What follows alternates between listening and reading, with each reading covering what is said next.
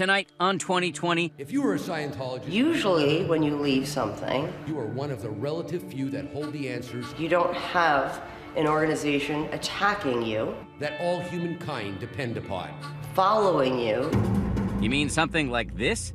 Having a stranger lurk around a quiet residential street in West Allis, Wisconsin? The people down here called the cops and they said, listen, there's a guy out here looking in a house and we think he might be a drug dealer.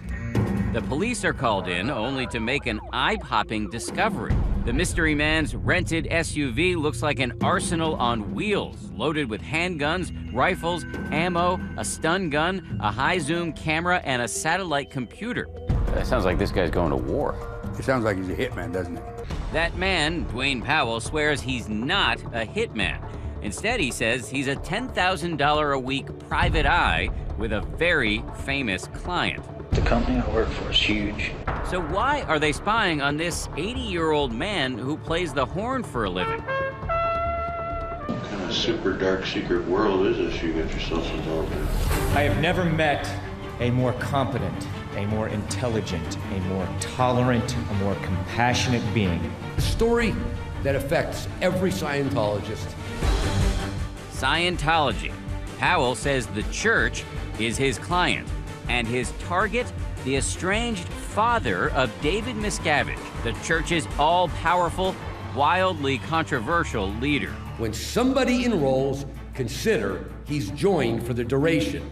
Tonight, the explosive new book that's causing a he said, they said between one man and the church he left behind. It was an escape. You think you can just walk out? No. It's not just that he decided to write a book, he decided to tell a false story. A deafening crack in Scientology's royal family. David is backstage, literally tearing me apart verbally, cursing, yelling, screaming at me. When he's screaming at you, do you ever think, I changed this guy's diapers? How ex-members now depict Gold Base, the church's mountainside paradise, Scientology style, gated with tight security.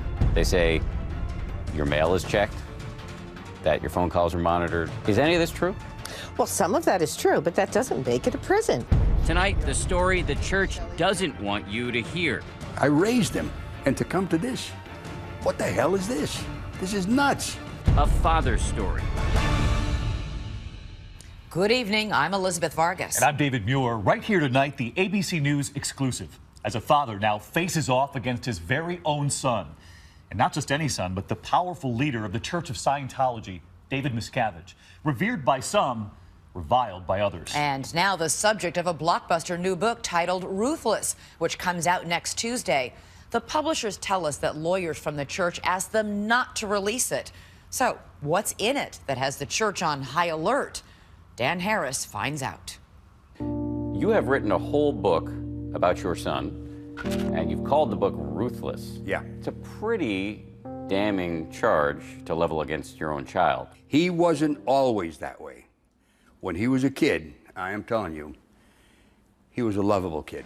Ron Miscavige says long before his son became the almighty leader of one of the most controversial new religions on the planet, how much must one do to call themselves a Scientologist? Before all those speeches to cheering crowds of believers, and before all that elbow rubbing with celebrity Scientologists such as Tom Cruise, John Travolta, and Kirstie Alley, David was just a regular kid growing up in this middle-class neighborhood in Willingboro, New Jersey. They had 4 kids over there. Phyllis and Gil had 2 girls. Aluminum siding, public swimming pools, children bicycling in the street. Ron, a salesman and aspiring musician, is raising 4 kids with his wife Loretta, the oldest, Ronnie, David and his twin sister Denise, and their younger sister Lori. So you spent 12 years right here on the street? 12 years right here, yeah. Ron says young David was a strong student with an even stronger will. David's not a big kid. Not at all. And yet he was getting into fights. He's a tough kid. I mean, for his size, he's like a stick of dynamite, you know? In your book, you describe him having a habit of saying not so kind things about other people, even as a boy. Yeah. It seems to me from reading your book, to you, in hindsight, that's a bit of a red flag. It was a bit of a red flag in hindsight. But at home, it's not as if Ron himself is receiving world's greatest dad coffee mugs on Father's Day. Marriage-wise, we didn't have a great marriage at all. We had strife, and there was some domestic abuse, which I don't ever feel good about, and I don't think you can make excuses for that no matter what or how much time goes by. When you say domestic abuse, what do you mean? I'd strike her. I'd hit her in the arm or something like that. In front of the kids? And in front of the kids, yeah. Ron's mea culpas notwithstanding, the church says his acts of domestic violence are much more serious and more frequent than he admits. In fact, the church says the book, co-written by another former church member who's now a fierce critic of church management, is filled with half-truths and outright lies. It's, in my view, a literary forgery.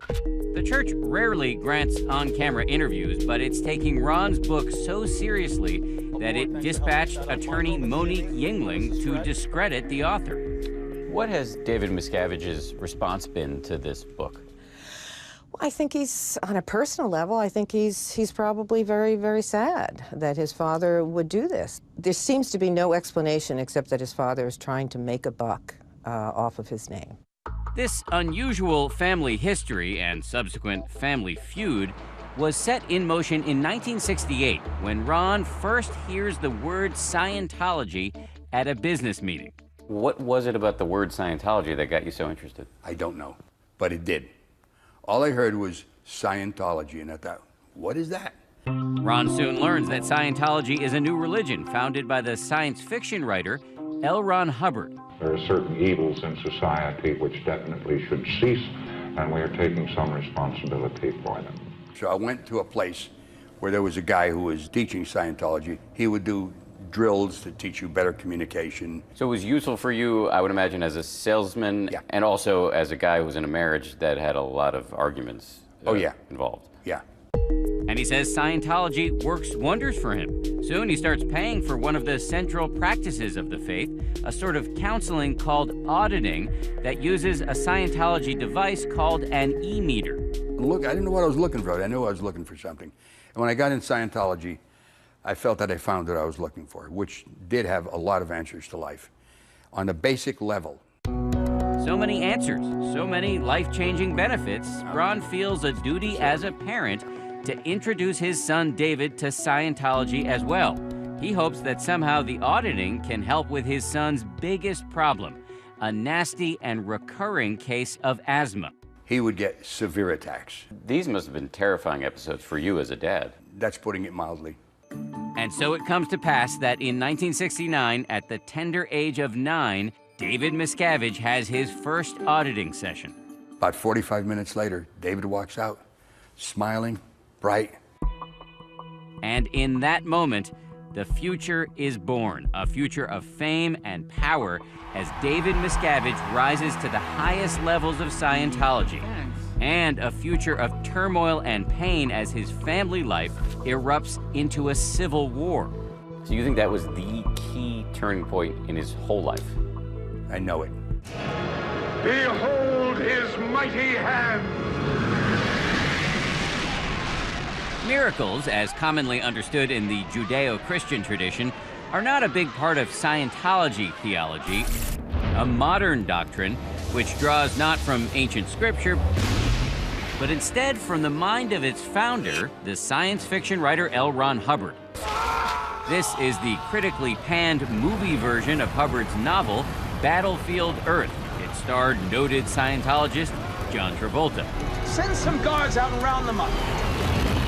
But back in New Jersey, Ron Miscavige says something close to what Christians might call faith healing occurs in 1969. That's when he takes his undersized, asthmatic 9-year-old son, David, for his first session of auditing, a kind of Scientology counseling.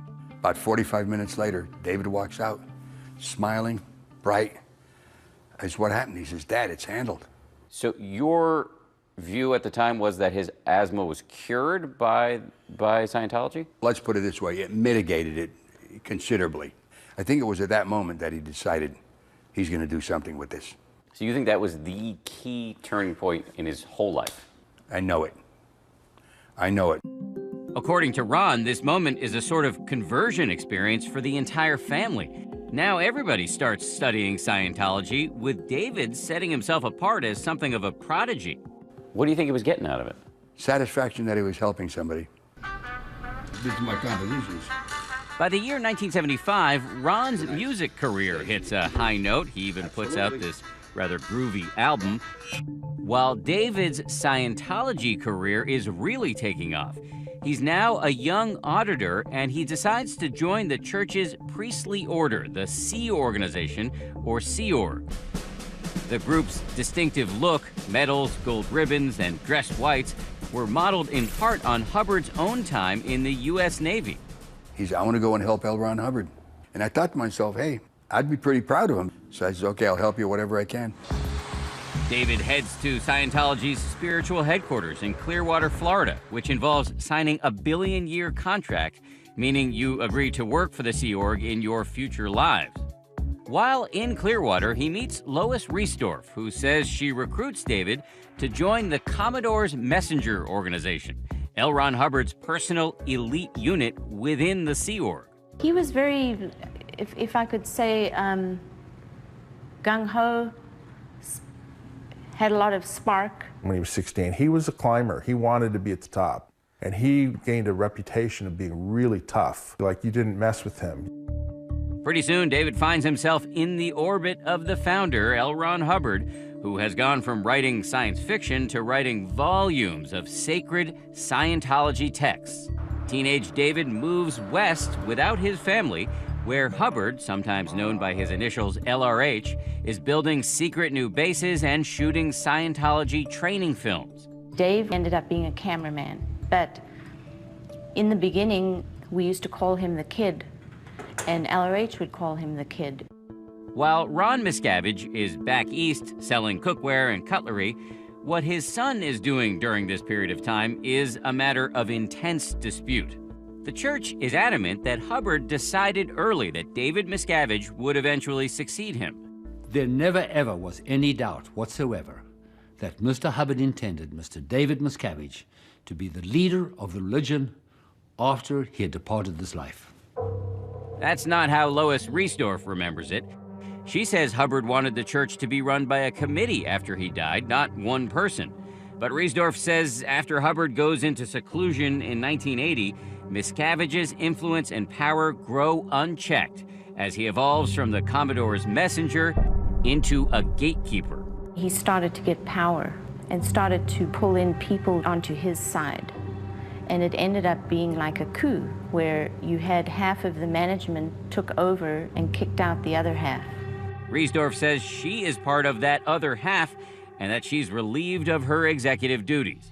It was a betrayal. In the book, you say that your son really developed a taste for power in the Sea Org. There were no checks and balances on him at a certain point where he could just go ahead. He just assumed that power. The church says neither Lois Riesdorf, who they say was expelled in 1982 by Hubbard personally, nor Ron have first-hand knowledge of these events. Instead, they point out that during this time period, Ron is dealing with his own serious issues. In 1985, Ron is arrested in Pennsylvania and charged with attempted rape, which Ron says is a case of mistaken identity. David arranges for his father's defense. He said, listen, you're not on your own.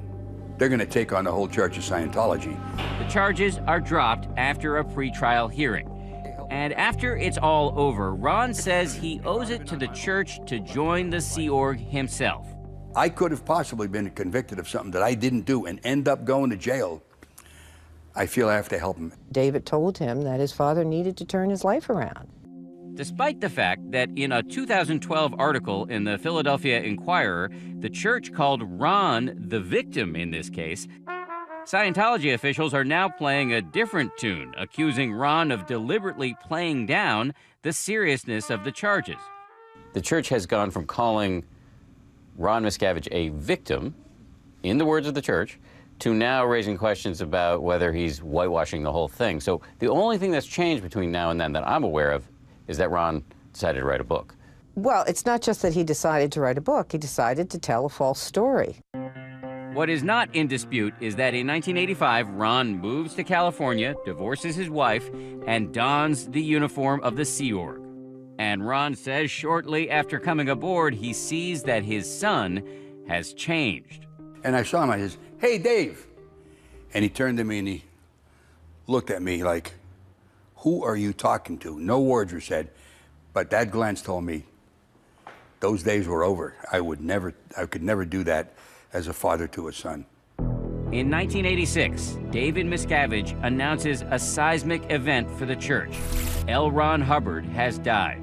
The being we knew as L. Ron Hubbard still exists. However, the body he had could no longer serve his purposes. The next year, David officially becomes the head of the church, taking the title Chairman of the Board. He is now alone at the top. From now on, he will be the star of the church's Olympic-sized celebrations. He will lead the church through some of its greatest triumphs, like winning its tax-exempt status. The IRS issued letters recognizing Scientology, and every one of its organizations has fully tax-exempt. The war is over! And he will spearhead the charge to bring celebrities into the fold. Were you around when Tom was joining the church, and was it a high priority for your son? It was top priority.